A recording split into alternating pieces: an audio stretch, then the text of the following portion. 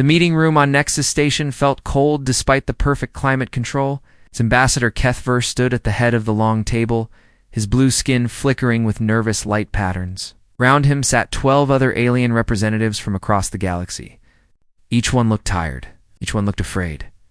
At the far end of the table sat 3 humans. They wore simple dark suits and watched quietly. The lead human was a woman with short gray hair. Her name was Director Williams. She had kind eyes, but sat very still, like a predator waiting. Kethver cleared his throat. The sound came out as a musical whistle through his breathing slits. "Thank you for coming," he said in careful standard Galactic. "We would not have called this meeting if we had any other choice." Director Williams nodded. "We understand this is urgent. Please, tell us what's happening." Kethver touched a control pad. The lights dimmed, and a holographic display appeared above the table. It showed a map of the galaxy with bright dots marking different star systems. 3 large sections were colored red. 6 months ago, something came from the void between galaxies, Kethver began. His voice shook slightly. "We call them the Void Hunters. They are not like us. They're machines, but not just machines. They think, they learn, they consume." The hologram zoomed in on one of the red sections. It showed a solar system, but where planets should have been, there was only empty space and twisted metal. "This was the Altera system," Kethver continued. 3 billion Altarians lived there. Now, there is nothing. The Void Hunters took everything. Every ship, every station, every piece of metal. They broke it all down and made it part of themselves. One of the humans leaned forward. He was younger, with dark skin and sharp eyes. "How many ships do they have?" "I don't know," admitted Kethver. "Every time we fight them, they get stronger. They take our destroyed ships and add them to their fleet. Our weapons make them angry, but they don't seem to hurt them much." The third human spoke for the first time. He was an older man with white hair and many scars on his hands. "What have you tried so far?" Kethver's skin flashed bright yellow with embarrassment. "Everything we could think of. The Centauri sent their best battle fleet. The Void Hunters destroyed it in 2 hours. The Rigel Coalition tried to make peace. The Hunters consumed their entire diplomatic ship." He touched the control pad again. The hologram showed battle scenes. Sleek alien ships fired beautiful energy beams at dark. Twisted vessels that looked like they were built from scrap metal and nightmares. "We tried running," Kethver continued. "We evacuated whole systems, but they always follow. They never stop. They never sleep. They just keep coming and eating everything in their path." Director Williams asked quietly, "How long do you think?" "You have. At their current speed, they will reach the galactic core in 8 months, Kethver said. "That's where most of our populations live. Trillions of beings will die." The room fell silent. The only sound was the soft hum of the station's life support systems. The scarred human leaned back in his chair. "Why come to us?"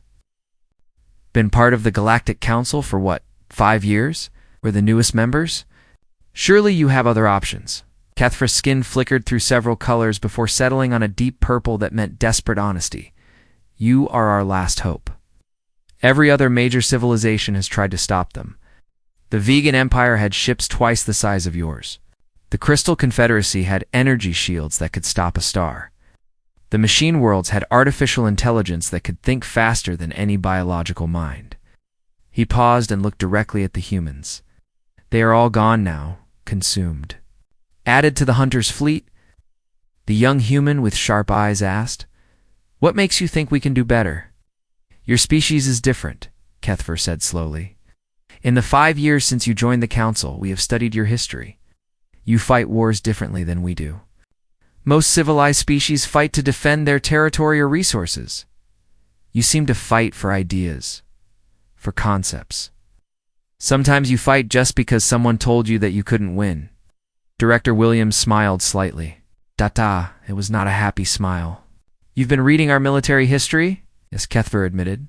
"Your people have been fighting constant wars for thousands of years. Sometimes with each other, sometimes with your environment. Sometimes with problems that other species would have just accepted. You never seem to know when to surrender." The scarred human chuckled. "It was a dry sound. That's one way to put it." Kethver continued. "Your technology is simple compared to ours, but you use it in ways we never thought of. Your ships are crude. but they work in situations that would destroy our vessels. Your soldiers carry primitive weapons, but they win battles against impossible odds." He gestured to the hologram, which now showed human ships alongside alien vessels. The human ships looked like floating boxes compared to the graceful curves of alien design. "We don't understand how you think," Kethfer said. "Maybe that's what we need. Something the Void Hunters won't understand either." Director Williams was quiet for a long moment. She looked at her two companions, who both nodded slightly. "We'll need complete information," she said finally. "Everything you know about their technology, their tactics, their movement patterns. Everything." "Of course," Kethfer said quickly. His skin brightened with hope. "Anything you need." "We'll also need freedom to operate," the scarred human added. "If we're going to help, we do this our way," agreed Kethfer said without hesitation. Director Williams stood up. The other humans followed her lead. "We'll have an answer for you within 48 hours. As the humans left the room, Kethfer felt something he hadn't experienced in months. Hope. These strange, violent little beings from the edge of the galaxy might actually be able to help. He just hoped he hadn't made a terrible mistake. 46 hours later, Ambassador Kethfer received a message that made his skin flash bright orange with surprise. The humans wanted to address the full Galactic Council. Not just the emergency committee, but everyone. All 237 member species. The Grand Assembly Hall on Nexus Station had never been so crowded. Representatives floated, slithered, walked, and rolled into their designated areas. The air buzzed with dozens of different languages as translators worked overtime. Everyone wanted to know what the humans would say. Kethfer sat in his usual spot near the front. His breathing slits were working faster than normal. Around him, other council members whispered nervously. The Centauri representative kept checking his datapad for updates from his home fleet. The Ryjo Coalition's ambassador had stress marks all over her shell at exactly the scheduled time. A single human walked onto the speaking platform. She was tall with dark skin and silver hair pulled back in a tight knot. Her uniform was plain, black with simple rank markings. She carried no notes, no datapad, nothing except a small communication device. "I am Admiral Sarah Chen of Earth's Sole Defense Force," she said in clear standard Galactic. Her voice carried easily through the massive hall. "Speak for humanity in response to your request for aid." The hall went completely silent. Even the translator hum stopped for a moment. 2 days ago, Ambassador Kethfer came to us with a problem, Admiral Chen continued. He told us about an enemy that threatens the core worlds of this galaxy. An enemy that has consumed entire civilizations. An enemy that grows stronger with every battle. She paused and looked around the hall. Her eyes seemed to meet each representative personally. After reviewing all available data, humanity has reached a decision. Another pause. "We consider the Void Hunters' actions to be an act of war against our allies. Therefore, Earth formally declares war on the Void Hunter Collective." The hall erupted in noise. Some representatives cheered. Others gasped. A few made sounds that the translators couldn't handle. Kethfer's skin cycled through 6 different colors in 3 seconds. Admiral Chen waited for quiet. When the noise died down, she continued as if nothing had happened. "Effective immediately, all Sole Defense Force units are moving to full combat readiness. Our entire fleet will deploy beyond human space for the first time in our history. This is not a police action. This is not peacekeeping.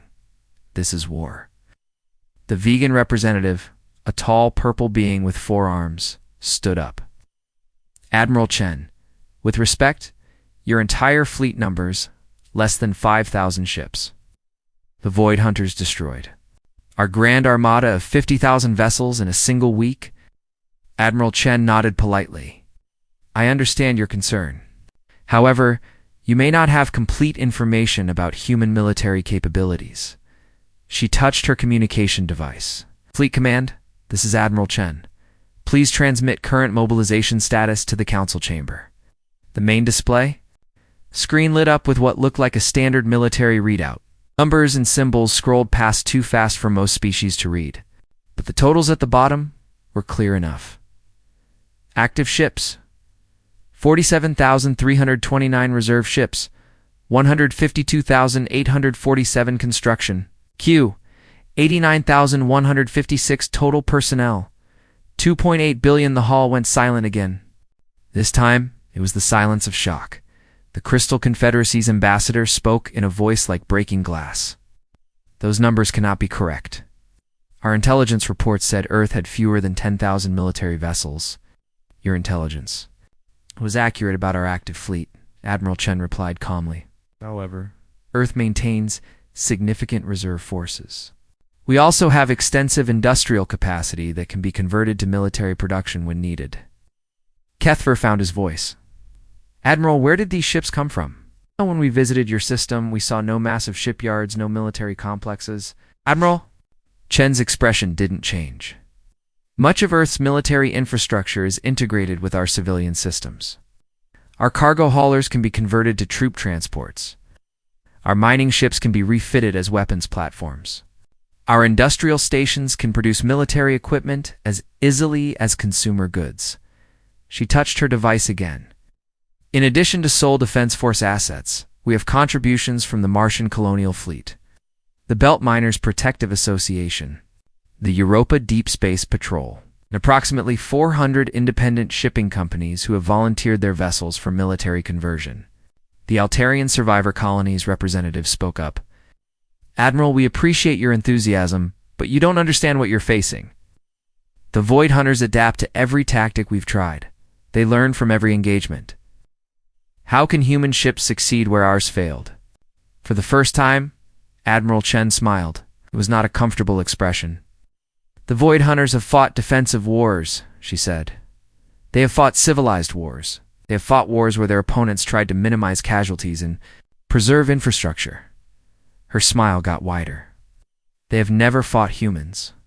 She turned to address the entire assembly. The species in this chamber fight wars to defend your homes. You fight to protect your people. You fight until the cost becomes too high, and then you retreat or surrender. She paused. Humans fight wars to win them. The Rigel Coalition ambassadors. Shell was now covered in stress patterns. What does that mean exactly? It means we don't fight to defend positions. We fight to destroy enemies. It means we don't retreat to regroup.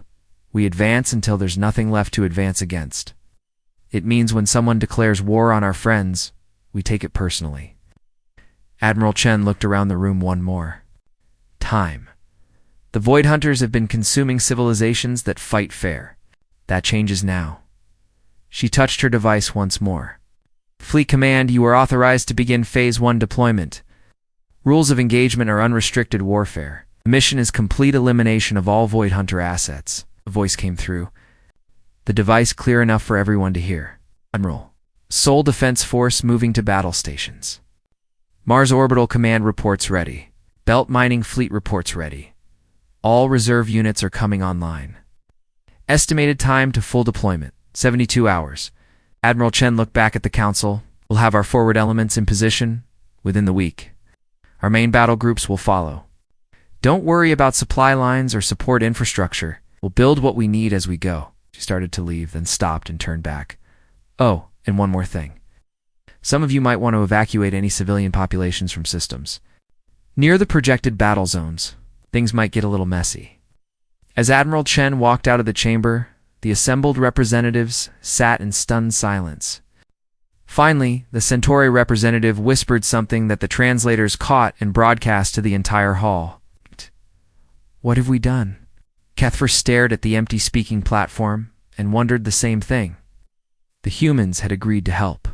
They were sending their entire military. He seemed confident about their chances. So why did he suddenly feel more afraid than before? 3 weeks after Admiral Chen's speech, Ambassador Kethver stood on the observation deck of the Nexus, station watching something that made his skin pulse with confused colors. The human fleet was arriving, but these weren't the ships he expected. The first vessel to dock looked like a floating city. It was massive, ugly, and covered with what appeared to be construction equipment. The nameplate read UES New Pittsburgh, and underneath, in smaller text, Industrial Support Vessel.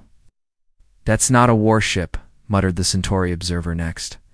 To him, that's a factory. Within hours, the New Pittsburgh had deployed dozens of smaller craft, that began assembling structures in space. Metal frameworks grew like crystals around the station. Soon, what looked like weapons platforms and shield generators were taking shape. More ships arrived. Each one was stranger than the last. The UES Harvest Moon was supposedly a mining vessel, but it bristled with enough firepower to level a city. The UES Long Haul was listed as a cargo transport, but it was launching what were clearly military shuttles. Kethfer's confusion grew. When he received an invitation to tour the human command ship, the UES Indomitable looked like it had been built by combining 3 different ship designs and welding them together. It was not pretty, but it was enormous. Captain Morrison met him at the airlock. She was a short woman with graying hair and the kind of calm expression that Kethfer was learning to associate with dangerous humans. "Welcome aboard, Ambassador," she said. "Admiral Chen asked me to show you around, help you understand how we operate." The first stop was what Captain Morrison called the War Room. It was a massive chamber filled with holographic displays showing the entire galaxy.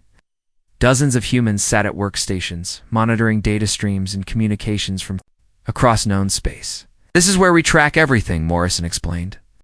"Every Void Hunter movement, every friendly ship position, every resource depot, every civilian evacuation route." Kethfer studied the displays. "How are you getting information from so far away?" "Our fastest communication relays take weeks to reach the outer systems." Morrison smiled. "We have our methods. Humans are very good at building networks." She led him to another section, where he saw something that made his breathing slits close in shock. Humans were calmly discussing casualty projections. How to avoid them, but how many they could accept. "If we hit them here," one officer said, pointing at a star map, "we'll lose maybe 30% of the attack force. But we'll destroy their main production facility." "Acceptable," another replied. "We can replace those ships faster than they can rebuild the facility."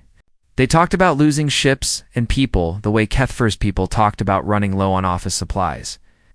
It was disturbing. Captain Morrison noticed his expression.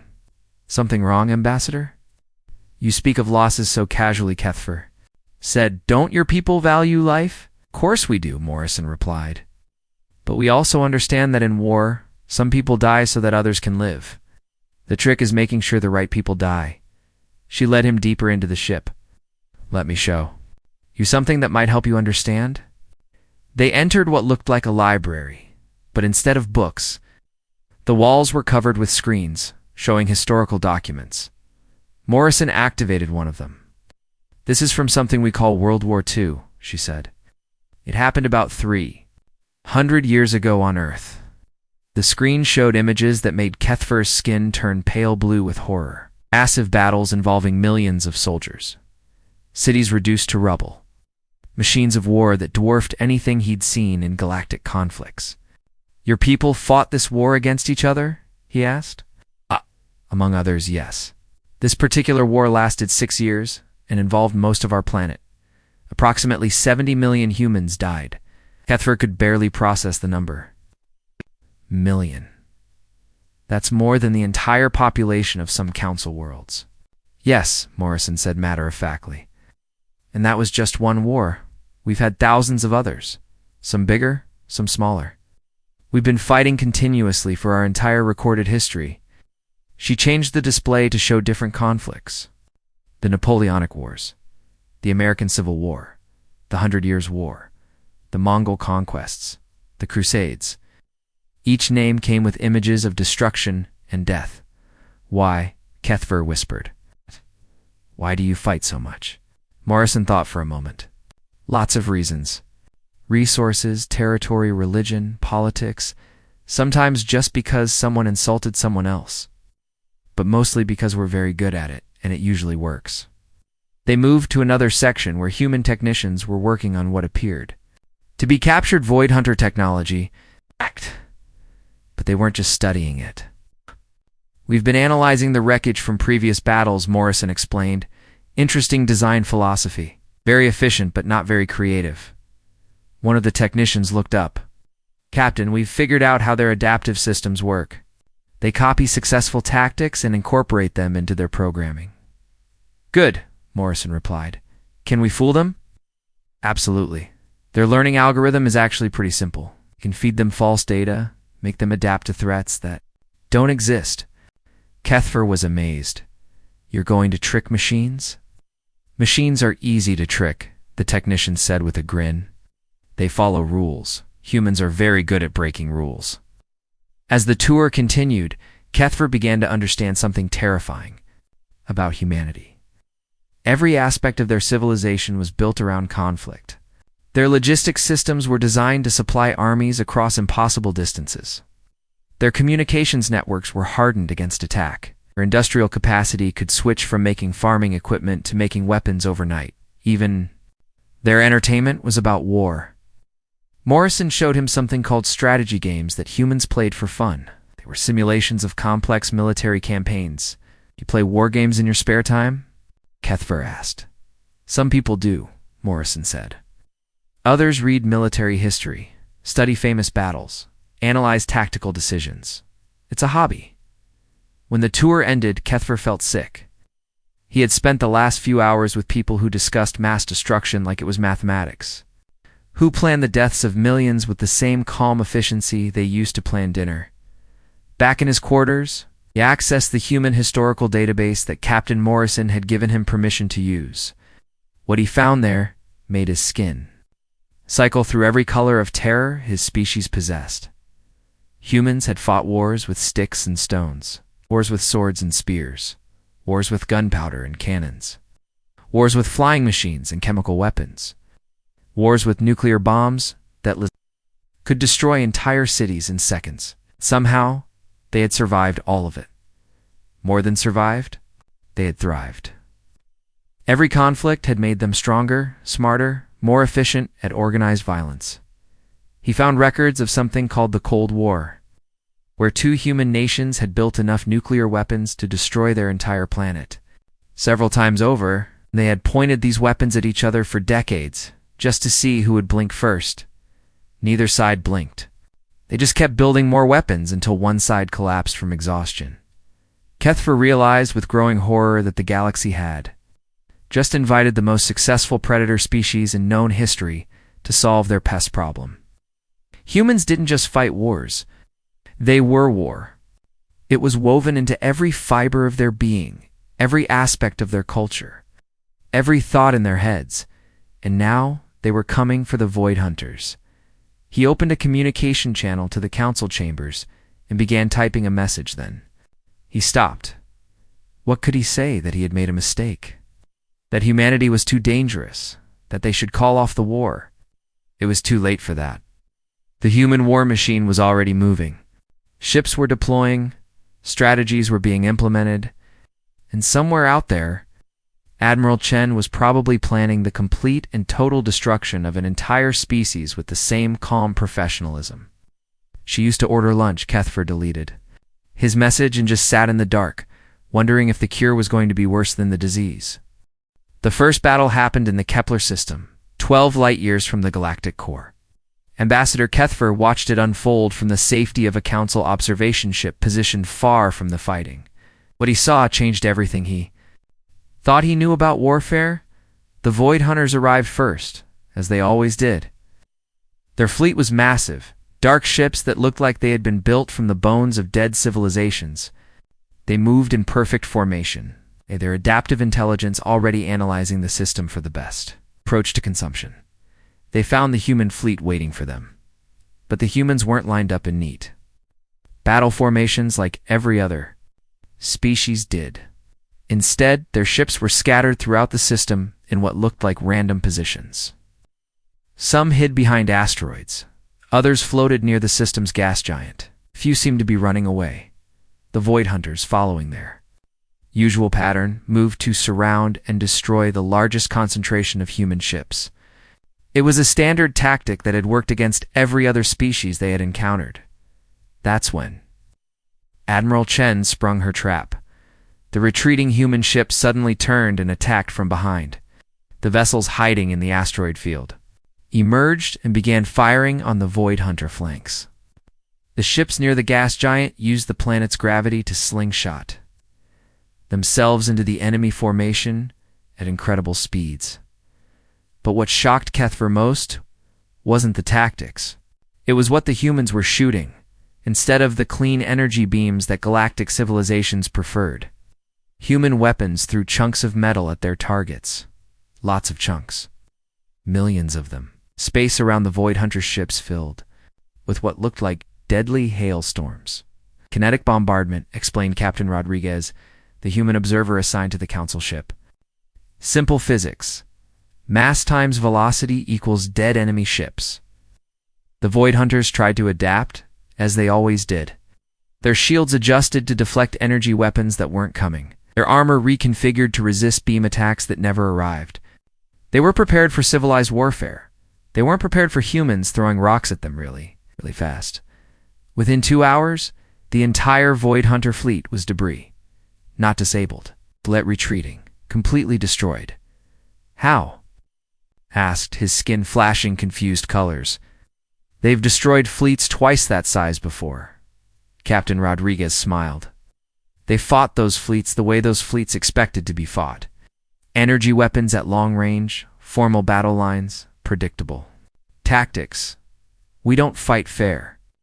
But the real surprise came when the human fleet didn't stop. Instead of returning to base to repair and regroup like any sensible military force, they immediately set course for the next Void Hunter position. Where are they going? Kethver asked. To kill more Void Hunters, Rodriguez replied as if it were obvious. The Admiral doesn't believe in giving enemies time to think. Over the next few weeks, Kethver watched in growing amazement as the human campaign unfolded. They didn't fight battles, they fought wars. While other species would attack a target, claim victory and go home, humans would attack a target, destroy it completely, then immediately move on to the next target. They didn't just defeat Void Hunter fleets, they hunted them down. When the Void Hunters tried to retreat to a system they had previously consumed, human ships were already there waiting. When they attempted to regroup in empty space, human forces appeared from nowhere and attacked them again. How are they always in the right place? Kethver asked during one of his regular briefings with Captain Rodriguez. Intelligence networks, Rodriguez explained. Humans are very good at gathering information. We have people everywhere watching everything. But the Void Hunters don't communicate with anyone. They don't have trade routes or diplomatic channels. To infiltrate, Rodriguez grinned. Who said we infiltrated their communications? We infiltrated their enemies' communications? Every species they've fought has sent out distress calls, emergency transmissions, evacuation orders. We collected all of that data and built a pattern analysis. We know how they think. The Void Hunters tried new tactics. They split their forces and attacked multiple targets simultaneously. The humans split their forces too, but somehow each human group was exactly the right size to handle their assigned enemy. They tried massing all their ships into one overwhelming force. The humans avoided direct confrontation and instead attacked every Void Hunter supply depot, construction facility, and resource stockpile they could find. They tried being unpredictable, changing course at random. The humans seemed to predict their unpredictability and were waiting wherever they decided to go. Most disturbing of all, the humans were learning. Each battle was fought differently than the last. Each engagement used new weapons, new tactics, new approaches that the Void Hunters couldn't adapt to because they kept changing. They're not just fighting them, Kethver realized during a conversation with Rodriguez. They're studying them, of course, Rodriguez replied. Know your enemy. First rule of warfare. But why? You're already winning. Rodriguez looked at him with an expression that Kethver was learning to associate with human patience when dealing with particularly slow children. Ambassador, we're not trying to win battles. We're trying to win the war. That means making sure this never happens again. The meaning of those words became clear when Kethver received reports from human intelligence units. They weren't just tracking current Void Hunter positions. They were mapping every system the Hunters had ever visited, every ship they had ever built, every piece of technology they had ever used. The humans were building a complete picture of Void Hunter civilization, if it could be called that. They wanted to understand not just how to defeat them, but how to ensure they could never threaten anyone again. This became terrifyingly obvious when Admiral Chen released her strategic plan. To the Council. It wasn't titled Defense of the Core Worlds or Repelling the Void Hunter Invasion. It was called Operation Final Solution. The plan didn't call for pushing the Void Hunters back to where they came from. It called for their complete extinction. You're going to kill all of them? Kethver asked during an emergency council session. Admiral. Chen, attending via hologram from her flagship, nodded calmly. Every ship, every facility, every piece of technology, every bit of code that makes them function. When we're done, there will be no trace that the Void Hunters ever existed. But what if some of them surrender? What if they want to negotiate? Machines don't surrender, Ambassador. They're either functional or they're not. Our job is to make them not. The Centauri representative spoke up. Admiral, this seems excessive. Surely once they're defeated, once they retreat, the threat will be over. Admiral Chen's expression didn't change, but something cold flickered behind her eyes. With respect, Centauri, that's exactly the kind of thinking that got you into this mess. You fought defensively. You fought to minimize casualties. You fought to preserve your way of life. She paused and looked directly at the camera. Humans fight to win. And winning means your enemy can never threaten you again. The transmission ended, leaving the council in stunned silence.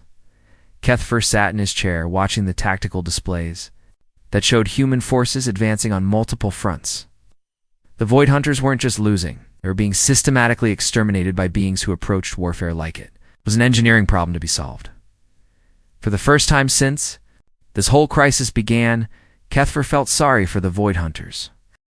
6 months after the first human ship left Earth's solar system, Ambassador Kethver received a message that made his skin flash pure white with shock. Operation Final Solution is complete. All Void Hunter assets have been eliminated. Sole defense. Force returning to home ports. The message came from Admiral Chen herself, delivered in the same calm, professional tone she had used when promising to look into the Void Hunter problem.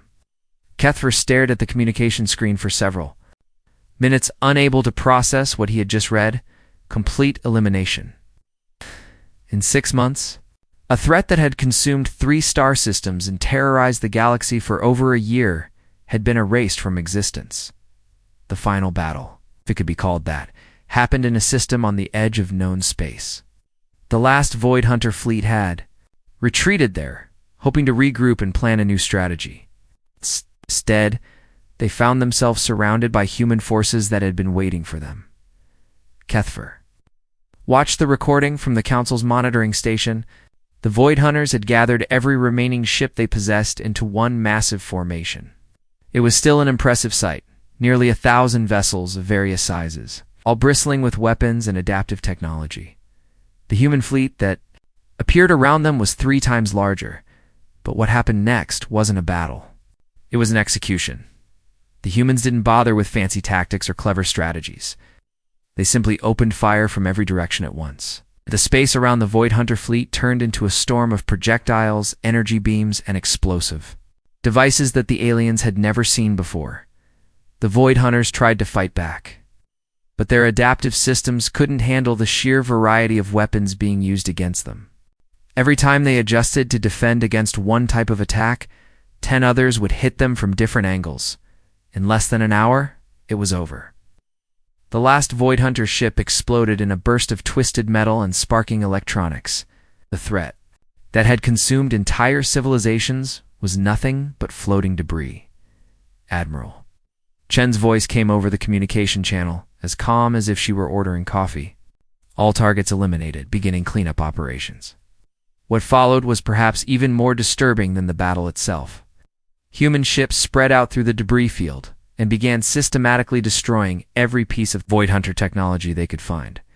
They vaporized computer cores, melted metal fragments, wiped clean any data storage devices.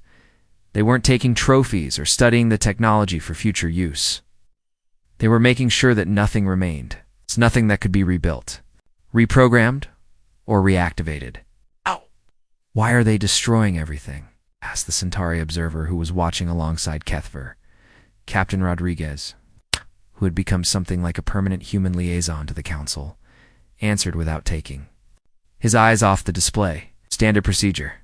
You don't leave enemy technology lying around where someone might find it and put it back together. But the Void Hunters are gone. What's the harm in studying their systems? Rodriguez finally looked at him.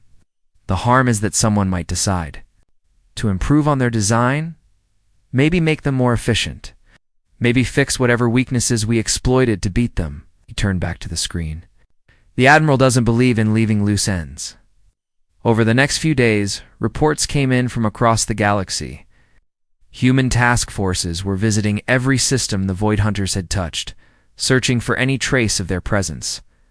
They found construction facilities on dead worlds and demolished them. They located hidden supply caches in asteroid fields and destroyed them. They even tracked down pieces of wreckage from battles fought months earlier and vaporized those too. When they were finished, it was as if the Void Hunters had never existed. The celebration throughout the Council territories was enormous. Entire worlds declared holidays. Parades were held on dozens of planets. Messages of gratitude poured in from every corner of the galaxy.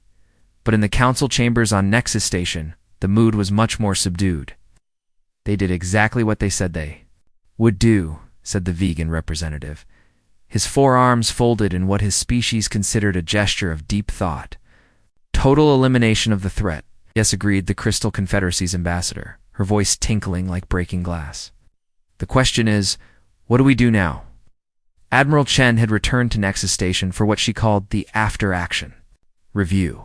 She sat at the same conference table where Ambassador Kethver had first begged for human aid, looking no different than she had 6 months earlier. The only sign that she had just overseen the extinction of an entire species was a small pin on her uniform that Kethver didn't recognize. The threat has been neutralized, she reported to the assembled council. All Void Hunter assets destroyed. All contaminated systems have been cleared. No trace of their technology remains. She paused and looked around the table. Earth considers. This matter closed. The Rigel Coalition's representative spoke up nervously. Admiral, what you've accomplished is remarkable, unprecedented. But the scale of destruction, the complete elimination of an entire species, was necessary, Admiral Chen finished. Half measures don't work against existential threats. You either solve the problem completely, or it comes back to bite you later. Kethver found his voice. Admiral, we are grateful beyond words for what humanity has done, but we have to ask, what happens now? Your fleet is the most powerful military force the galaxy has ever seen. What are your intentions? For the first time since he'd met her, Admiral Chen smiled. It was a genuine expression, warm and somewhat amused. Ambassador, we're going home. Most of our ships are already heading back to human space. The rest will follow within the week. But your military capabilities. Surely Earth could... could what? Admiral Chen interrupted gently. Conquer the galaxy? Rule over other species? Turn our weapons on our allies? She leaned back in her chair. Ambassador, humans fight wars to protect what we care about. We care about our friends. You asked for our help, and we gave it. Problem solved. The Centauri representative looked confused. You're just leaving? After demonstrating such overwhelming power, what did you expect us to do? Set up an empire? Demand tribute? Force everyone to follow human laws? Admiral Chen shook her head. That sounds like a lot of work for very little benefit. We have our own planets to run. She stood up and gathered her things. If you need us again, you know where to find us. But hopefully you won't need us. The galaxy seems much safer now. As she reached the door, she turned back one last time. Oh, and Ambassador Kethver. Next time someone threatens your people, you might want to try talking to them first. War should always be the last option. After she left, the council chamber was silent for a long time. Finally, the Altarian representatives spoke in a whisper. They could have conquered us all, enslaved every world in the galaxy, made themselves rulers of everything. But they didn't, Kethver said slowly. They came when we called, did what we asked, and went home. What kind of species does that? Asked the vegan representative. Kethver thought about everything he had learned about humans over the past 6 months. Their history of constant warfare, their casual attitude toward violence, their terrifying efficiency at organized destruction, and their complete lack of interest in using any of it for personal gain. I think, he said finally, they might be the most dangerous species in the galaxy, and also the safest. The other representatives looked at him in confusion. They're dangerous because they can destroy anything that threatens them, Kethver explained. And they're safe because they only destroy things that actually threaten them. He looked around the table at his fellow council members. We asked for their help, and they helped us. We didn't ask them to rule us, so they didn't try to rule us. They did exactly what we requested, nothing more, nothing less. In the months that followed, as the galaxy slowly returned to normal, Kethver often thought about that conversation. The humans had demonstrated power beyond anything the galaxy had ever seen, then simply put it away and went back to their quiet corner of space. They had proven they could be the most terrifying enemy imaginable, but they had also proven they could be the most reliable friend. Kethver just hoped the galaxy would never need to call on them again.